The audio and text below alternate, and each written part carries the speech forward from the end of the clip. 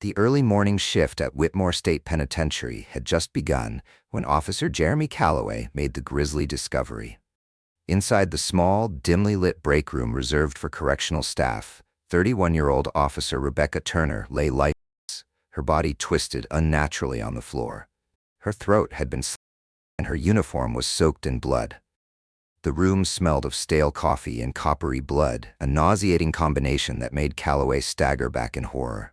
The shock reverberated through the prison, not just because of the brutality of the crime, but because of who the prime suspect was. An inmate named Dante Reaper Morgan, a man serving a life sentence for murder. Prison sirens blared as officers swarmed the scene. Yellow crime scene tape was quickly strung up, and forensic teams arrived, snapping photos and collecting evidence. Calloway, still pale, described how he had found her, face down, her eyes wide in terror, her fingers curled as if grasping for something, anything, in her final moments. Morgan was quickly restrained and taken into interrogation, his expression unreadable. Some inmates whispered that he had been framed, while others reveled in the chaos, knowing that Rebecca's murder would shake the fragile power balance within the prison walls. As investigators arrived, rumors spread like wildfire. Officer Turner had been involved in a scandalous and forbidden romance with Morgan. A relationship that began in secrecy had now ended in blood. But as detectives dug deeper, they realized that things were not as they seemed. As investigators arrived, rumors spread like wildfire. Officer Turner had been involved in a scandalous and forbidden romance with Morgan. A relationship that began in secrecy had now ended in blood. But as detectives dug deeper, they realized that things were not as they seemed. Rebecca Turner, an African-American woman, had always been drawn to danger. Born and raised in a small town in Georgia, she had a rebellious streak from an early age. As a child, she would climb trees higher than she should, ride her bike through forbidden back roads, and challenge boys twice her size in schoolyard brawls. Despite her father being a police officer, she found herself dating men her family disapproved of. Rebels, outcasts, men with more charm than ambition. Her father warned her about the dangers of choosing the wrong company, but Rebecca had always been the kind of person who needed to see the fire before she believed in the burn. Her relationship with her father was complicated. He was a man of discipline and unshakable principles, but Rebecca often felt suffocated under his rigid expectations. When her mother passed away unexpectedly from a stroke, their strained relationship grew worse. Her father buried himself in work, leaving Rebecca to navigate her grief alone. She acted out, skipping school, staying out late, and testing the limits of his patience. But deep down, she longed for his approval, for a sign that he still saw her as the little girl who used to sit on his lap and beg for bedtime stories. Determined to prove herself, she joined the police academy against her father's expectations. He believed she wasn't cut out for law enforcement, not because she wasn't capable, but because she was too headstrong, too impulsive. But Rebecca wanted to prove him wrong. She worked tirelessly, training harder than anyone else, determined to show she belonged. When she graduated and took a job as a correctional officer at Whitmore, she told herself she had finally found her path. Before we continue, please take a moment to subscribe and turn on the notification bell to stay updated. Your support means a lot to us, and we are truly grateful that you're here. Thank you. She believed working in a prison would give her purpose, discipline, and security. But Whitmore was no ordinary prison. It was a place where rules were malleable, where power shifted behind closed doors, and where secrets were currency. Rebecca learned quickly that not all officers played by the book. Corruption ran deep, and it was easy to get caught in the tide. The unspoken hierarchy dictated who had power and who merely followed orders. Guards who looked the other way were rewarded, while those who questioned authority found themselves ostracized or worse. Yet, instead of feeling threatened, she felt an odd sense of excitement. There was an allure to the danger, a pull she couldn't quite resist. She wanted to believe she could bring fairness to a system that had long since abandoned it. She initially resisted the temptations that surrounded her, the whispered deals, the promises of protection in exchange for favors. But over time, she found herself slipping. She began noticing the subtle nods between officers and inmates. the way a package would disappear from one hand to another without a word exchanged. She heard stories of officers taking bribes, of illicit activities happening under the cover of night. The more she observed, the clearer it became. Whitmore operated on a system of favors, and the ones who survived were those who learned how to play the game. She wasn't naive. She knew that power was intoxicating, and soon she realized that those who resisted it were often the ones who fell the hardest. She had seen guards come in with high moral standards, determined to make a difference, only to be swallowed whole by the system, their ideals crushed under the weight of corruption and coercion. However, she underestimated how seductive the world of unchecked power could be. At first, it was small things, turning a blind eye when a senior officer accepted a bribe, ignoring the subtle trades happening right under her nose. But then it became personal. She began to understand why some officers let themselves be drawn into the underground economy of Whitmore. It wasn't just about money, it was about influence, survival, and sometimes even respect. The more she watched, the more she realized that every interaction in Whitmore was a transaction. Power wasn't just wielded by those in charge, it was negotiated, bartered, and leveraged. It was a game, and the ones who refused to play were the ones who ended up on the losing side. Rebecca told herself she could stay above it, that she could do her job without getting sucked into the undercurrent. But power had a way of pulling people in, wrapping around them like vines until they couldn't move. And for someone like her, someone who had always been drawn to danger, resisting its allure was proving harder than she had expected. Rebecca tried to keep her distance, but the loneliness of the job weighed on her. Most of her nights were spent in an empty apartment, eating microwaved meals in front of the TV. She wrote in a journal, filling pages with thoughts she could never share, about how she sometimes felt more connected to the inmates than her fellow officers, about how the lines between right and wrong blurred more each day. The magnetic Dante Morgan, and then there was Dante Morgan. He was different from the other inmates. He had a way of speaking that made her question everything she thought she knew. His words carried a weight that made her uneasy, yet intrigued. He wasn't just articulate. He was persuasive, charismatic, and keenly observant. He could read people, peeling back layers with a simple glance, and Rebecca felt as if she had been laid bare in front of him. She didn't see him as just another criminal. She saw a man with regrets, a man with intelligence, a man who saw through the facade she wore. Their conversations went beyond casual exchanges. He spoke of philosophy, of the failures of the system, of the world beyond the prison walls. He made her feel like she wasn't just another uniformed enforcer, that she was more than just a cog in the machine. The first time he said, "You don't belong here, Rebecca," she had laughed it off, but deep down it unsettled her. Maybe he was right. What started as curiosity turned into stolen moments, whispers in the hallways, and feelings she couldn't control. A glance held a second too long, the way his fingers would barely graze hers when she handed him something, the way he would find ways to position himself close to her, as if he belonged in her orbit. It was intoxicating, dangerous, but she had never been one to back away from danger. Dante had a way of making the world outside his cell disappear. When he spoke, his voice carried a weight that lingered long after their encounters. His words wove themselves into her thoughts, making her question things she once thought certain.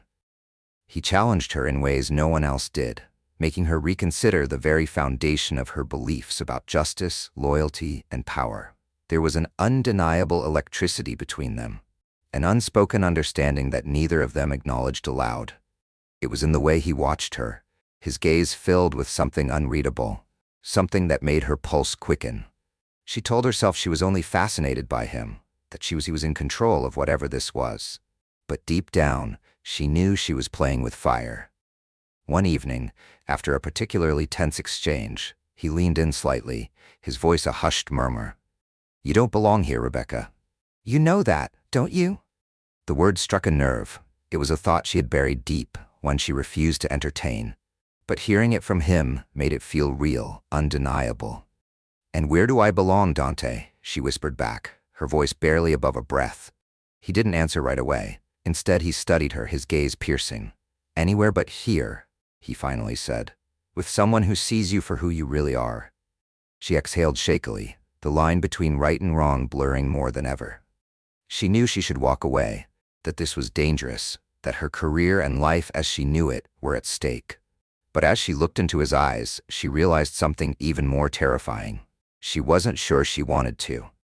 Their conversations became their own little world, a space where she could shed the weight of her uniform and just be Rebecca. Dante spoke in riddles sometimes, his words like poetry, drawing her deeper into his mind. He was magnetic, his presence an irresistible pull that made her forget where she was. He would talk about freedom, about second chances, about a life beyond the concrete walls that confined them both in different ways.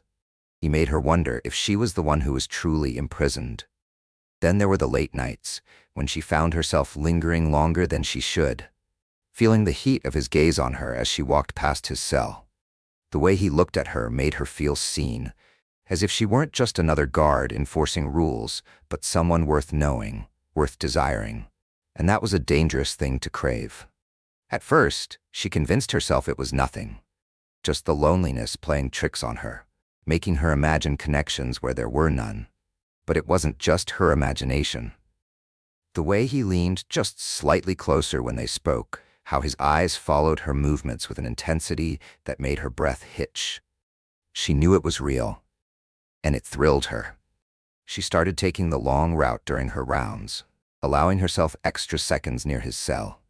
The air between them was thick with tension, charged with unspoken words neither of them dared to voice. And yet, they both knew. Each night, her pulse quickened when she neared his cell, the silence between them stretching thin like a wire ready to snap. Dante would be leaning against the bars, watching her with that knowing expression, his dark eyes glinting in the dim light. He never spoke first, but his presence alone sent shivers down her spine. It was a dangerous dance, and neither of them wanted to stop. The air between them crackled with tension, an invisible force pulling them closer despite the walls, both literal and figurative, that stood between them. She tried to convince herself that it was nothing more than a game, a distraction from the monotony of her life behind these walls. But deep down, she knew it was more. One evening, as she lingered a little too long outside his cell, he finally broke the silence. "You're always so careful," he murmured, his voice barely above a whisper. "But not careful enough." She stiffened, her heart hammering against her ribs. "What do you mean?" she asked, trying to sound indifferent. He stepped closer to the bars, his fingers grazing the cold metal. "If you were really trying to stay out of trouble, you wouldn't be here right now," he said, a slow smirk curling at the corner of his lips. Rebecca swallowed hard. He wasn't wrong. She could have walked away, could have ended this before it spiraled out of control. But instead, she stayed, drawn into a web she wasn't sure she wanted to escape from. That night, as she lay awake in her apartment, staring at the ceiling, she realized something unsettling. She wasn't just playing a dangerous game. She was losing it. She began to anticipate his subtle gestures, the way he would tilt his head slightly when she walked past, the way his fingers drummed against the bars when he knew she was close. It was intoxicating, a connection forged in secrecy and shadow. She told herself it was nothing, just a fleeting attraction, something she could control. But control was slipping away, and deep down, she welcomed it. Every glance they shared carried an unspoken promise, a whisper of something just beyond reach. She found herself lingering, her fingers brushing against the cool steel of the bars when she passed, hoping, dreading, that he would reach out, that he would break the distance between them. His voice, smooth and knowing, slipped into her thoughts even when she wasn't on duty. She could hear him in the quiet of her apartment, his words curling around her like a ghostly caress. One evening, when the prison corridors were particularly quiet, she found herself standing just a little too close. He leaned in, his breath warm against her skin, the faintest scent of soap and something darker, something forbidden, reaching her senses. "You're playing a dangerous game, Turner," he murmured, his voice a low rumble that sent shivers down her spine. "So are you, Morgan," she whispered back, her pulse hammering in her ears. His lips curled into a knowing smirk. "Maybe. But at least I know the rules. Do you?" She should have walked away then. She should have put the space between them that protocol and common sense demanded. But she didn't. Instead, she stayed, her breath shallow, her fingers tightening around the baton at her side. It was a moment on the edge of something dangerous, something neither of them dared name. A moment that, once crossed, could never be undone. And deep down, she knew it was only a matter of time before one of them took that final, irreversible step. One evening, she found herself lingering longer than usual.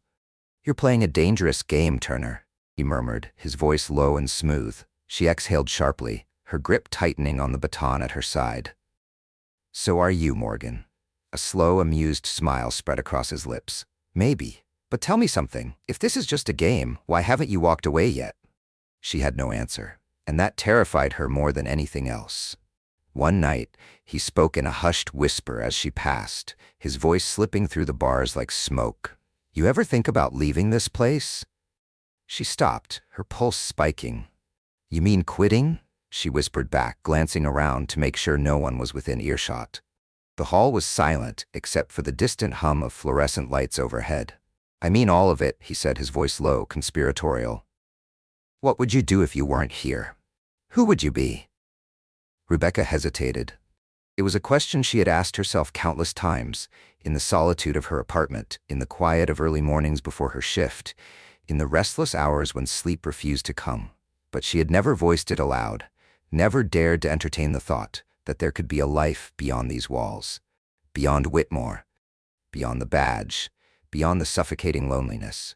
"I don't know," she admitted, her voice barely above a breath. "I guess I never let myself think about it." Dante tilted his head, his gaze locked onto hers, unrelenting. "Why not?" She swallowed. "Because it doesn't matter. This is my life." "Is it?" He leaned against the bars, his fingers wrapping around the cold metal. "Or is it just a prison you convinced yourself you belong in?" His words hit deeper than she wanted to admit. Her throat tightened, her chest felt heavy. Was he right? Had she simply accepted this life, letting the uniform and the walls define her? She forced a smirk, trying to deflect the weight of his question. "And what about you, Dante? What would you be?" He exhaled a soft chuckle, his eyes glinting with something unreadable. "A ghost," he said, his voice laced with something darker. "Because I was never really free to begin with." The words settled between them like an invisible chain, binding them in a way neither of them fully understood. And for the first time in a long time, Rebecca wondered if she had ever truly been free either. She didn't have an answer. It was a question she had asked herself in the quiet of her apartment, in the dead hours of the night when the weight of her choices pressed against her chest. But hearing it from him, the way he said it, it felt different. It felt like temptation, and she wasn't sure she could resist. The first time they touched beyond a fleeting brush of hands, it was electrifying. A storm brewing beneath the surface, his fingertips barely traced the inside of her wrist, and yet it sent shivers through her entire body. It was reckless, and yet she couldn't bring herself to pull away. That moment marked the point of no return. Their connection had crossed into something forbidden, something neither of them could deny any longer. As the days passed, the thrill of secrecy only heightened the attraction. They became more careful, more calculated, messages exchanged in creative ways, passing through coded words and stolen glances. Every interaction was laced with tension, a silent promise of something waiting to erupt. She told herself she could handle it, that she had control. But deep down, she knew she was lying to herself. And then came the night she found herself in the storage room with him. The space dimly lit and filled with the scent of metal and dust. He stepped closer, close enough that she could feel his breath against her skin. Her pulse pounded in her ears, her body betraying every logical thought screaming at her to leave. But she didn't. Instead, she let herself get lost in the moment, in him, in the danger of it all. She had thought she was in control, that she knew the rules of the game she was playing. But the truth was, she had already lost. And she didn't even realize it yet. Then came the night she lingered outside his cell longer than she should have. The night he asked her about her past, her dreams, her fears. He listened in a way no one else had. His eyes locked onto hers with an intensity that made her feel seen in a way she hadn't in years. That was the moment she realized she had already stepped onto a path she couldn't turn back from. But Whitmore was no ordinary prison. It was a place where rules were malleable, where power shifted behind closed doors, and where secrets were currency. Rebecca learned quickly that not all officers played by the book. Corruption ran deep, and it was easy to get caught in the tide. Yet, instead of feeling threatened, she felt an odd sense of excitement. She wanted to believe she could bring fairness to a system that had long since abandoned it. She soon realized that change was easier said than done. She saw things, deals being made, contraband slipping through security, guards looking the other way, that made her question her choice to be there. And then there was Dante Morgan. He spoke with a calm authority, as if he knew the place better than those who ran it. He had influence, and despite herself, she was drawn to it. She didn't know then that he was already watching her, setting the pieces in motion for a game she didn't yet realize she was playing. Rebecca was dedicated and hardworking, earning the respect of her colleagues. But beneath the disciplined facade, she was lonely. A failed engagement and a string of unfulfilling relationships had left her emotionally vulnerable. That vulnerability made her susceptible to the charms of the very men she was supposed to guard. She longed for a connection, for someone to see past her uniform and into her heart. That longing would be her undoing. As her relationship with Morgan deepened, she thought she had finally found someone who understood her pain. She didn't realize until it was too late that the thing she was clinging to would ultimately be the thing that destroyed her. Her younger sister Jasmine had always looked up to her. After Rebecca's death, Jasmine was left shattered, questioning how her sister could have fallen for an inmate. Their father, once proud of his daughter's commitment to law enforcement, was consumed with grief and anger, unable to understand how the daughter he had raised to be strong had made such a fatal mistake. Rebecca and Dante's relationship began subtly, almost innocently. It started with glances held too long and words exchanged in hushed tones. Morgan, ever the charmer, found ways to pull Rebecca into conversations, making her laugh, making her feel seen. His intelligence and raw charisma became a gravitational pull she could not resist. What began as a simple connection soon morphed into something dangerous. Late-night encounters under the hum of fluorescent prison lights, stolen touches when no one was looking, lingering conversations that hinted at things neither of them dared say aloud. The thrill of the forbidden only added to the fire. Rebecca knew what she was doing was reckless, career-ending, but she told herself it was under control. Keeping the affair hidden was a challenge, but they became adept at it. Morgan would slip notes through his meal tray, folded between napkins. Rebecca, in turn, would pass small favors. The first time they touched beyond a casual graze was in the dimly lit supply room. A single brush of his fingers against hers sent shivers down her spine. It wasn't long before things escalated. Someone had been watching. Someone had been waiting. And before she could figure out who, it was too late. Detective Lisa Connors was assigned to the case, and it struck a personal chord. She had spent years fighting for justice while carrying the guilt of failing to save her brother from incarceration. Investigating Rebecca's murder, Lisa found herself sympathizing with the young officer. She understood the allure of wanting to save someone broken, but she also knew the harsh truth. In the world of crime and punishment, love was often just another weapon. Just as detectives built their case against Morgan, a prison informant came forward with shocking information.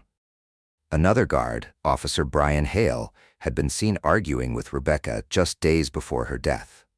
Security footage revealed Hale entering the break room minutes before Rebecca's murder.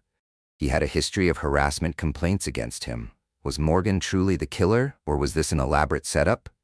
Then came the twist that changed everything. A sealed case file on Rebecca's desk contained evidence that pointed to an entirely different suspect. The fingerprints lifted from the murder weapon didn't belong to Morgan or Hale. They belonged to someone no one had suspected, an officer Lisa had trusted her entire career. Detective Connors confronted Morgan in the interrogation room, pushing him to confess.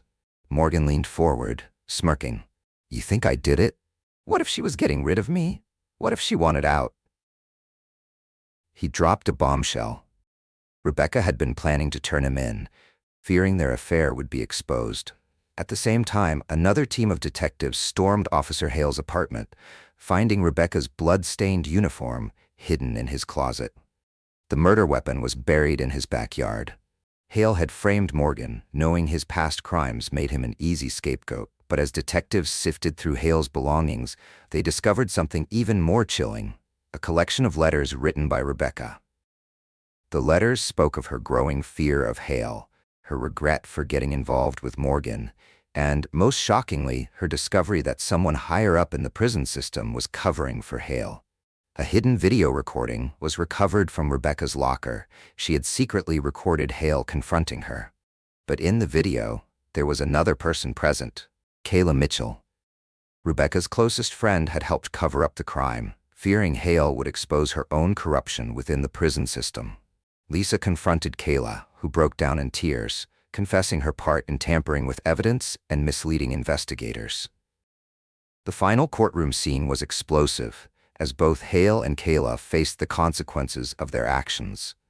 Rebecca Turner became a cautionary tale whispered among prison staff, a stark warning of what happens when personal boundaries are crossed. Dante Morgan remained behind bars, a predator who had used love as a weapon but had not wielded the knife. Officer Hale, once a respected guard, rotted in a cell, undone by his obsession. Kayla Mitchell, who had betrayed her best friend in fear, faced a lengthy prison sentence.